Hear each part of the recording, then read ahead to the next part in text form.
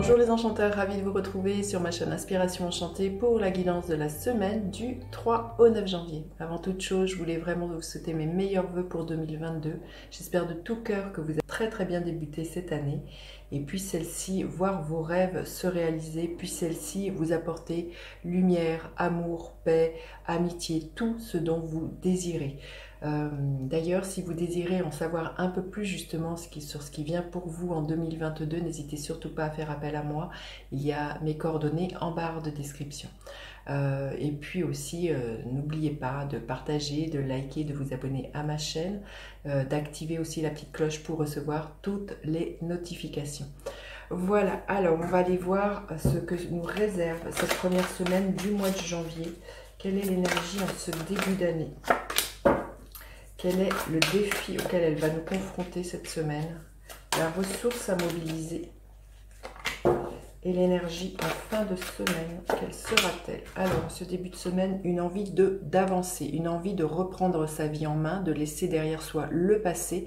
Souvent, en début d'année, on pose les bonnes intentions de ce que l'on aimerait voir se réaliser, se dire ça j'ai envie, ça j'ai plus envie.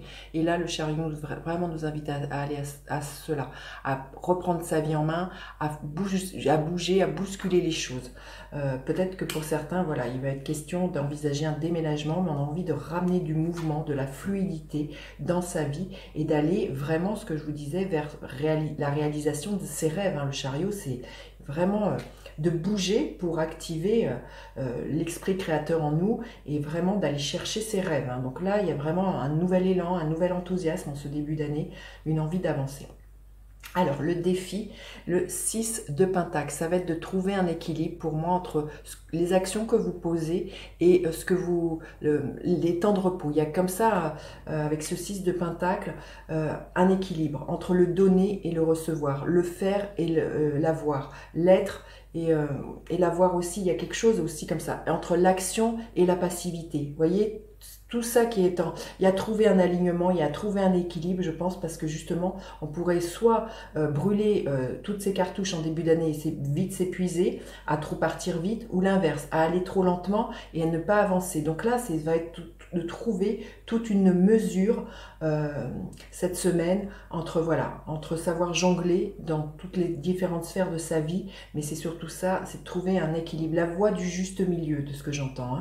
Alors la ressource à mobiliser, c'est d'écouter son cœur, le cavalier de coupe, d'écouter ses émotions, d'écouter son ressenti, de faire les choses, pas par obligation, mais parce qu'on sent que l'on a envie de le faire. C'est aussi de communiquer depuis son cœur avec ce cavalier de coupe, c'est aussi d'être dans sa créativité, dans ses émotions. Il y a vraiment quelque chose comme ça. Pour certains, il pourrait y avoir l'arrivée d'un amoureux qui se déclare, quelqu'un qui vient vers vous et qui vous déclare son amour cette semaine. Alors ça peut être très amoureux, mais ça peut être aussi amical. Il y a vraiment quelque chose comme ça, ou un projet qui vous porte. On vous apporte une nouvelle qui vous ravit le cœur. Et là, tout l'enjeu, ça va être vraiment de savoir ce que cette nouvelle va vous procurer, savoir jongler avec les émotions qui pourraient être là et voilà, trouver un équilibre avec tout ça.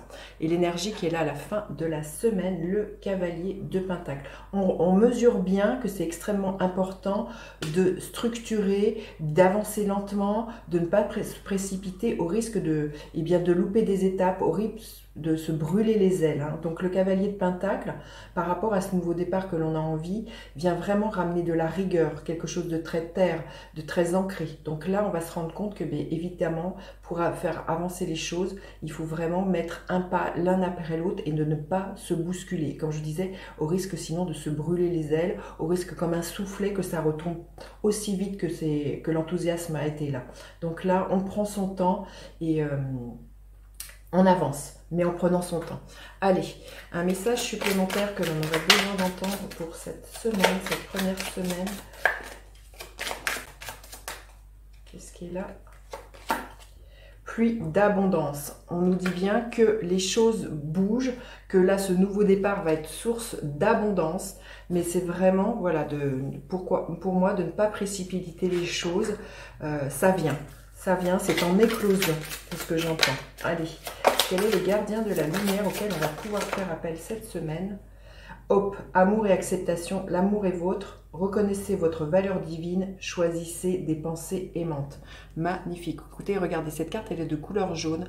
Donc pour moi, elle est très en lien avec le troisième chakra qui se trouve au niveau du plexus solaire, qui nous parle de prendre votre place, d'avancer, mais vraiment de voilà, d'écouter vraiment l'amour qui est là. Qu'est-ce qui vous motive? Qu'est-ce qui vous porte, hein? L'amour est vôtre. C'est vraiment de faire de l'amour ce qui guide vos pas. C'est ce que je ressens. Voilà. Eh bien, dites-moi comment vous passez votre première semaine du mois de janvier. N'hésitez surtout pas à partager, liker, vous abonner à ma chaîne. Je vous dis à bientôt pour d'autres guidances. Bye bye les enchanteurs.